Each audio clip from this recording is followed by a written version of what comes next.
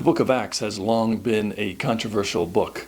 Many people take the book of Acts and particularly look for doctrine, things to live by today that they find in the book of Acts. But the book of Acts is a transitional book. It gaps the period of time or the methods of salvation and the Gospels between the end of the book of John to the beginning of the book of Romans.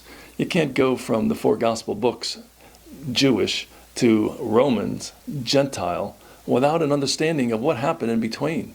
So the book of Acts is a transitional book. It transitions from the kingdom gospel to the gospel of the grace of God, from Israel under the law to the body of Christ under grace. So to sum it up really generally, this is the three things that we see in the book of Acts. Number one, God is moving from Israel, the Jews, to the body of Christ, both Jew and Gentile. Number two, from the gospel of the kingdom to the gospel of the grace of God.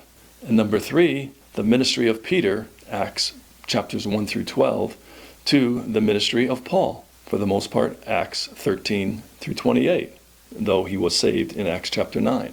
The book of Acts is not our doctrine and it's not our pattern to live by. There are many things in the book of Acts that don't apply today. Even Paul did many things, miracles, wonders, and signs that he did not do later in his ministry and that don't apply to the body of Christ. So we must be careful how we look at and apply the book of Acts. Think of it as a transitional book and a book of history, transitioning from Israel to the body of Christ, and you'll do fine. Thanks for your time. You have a good day.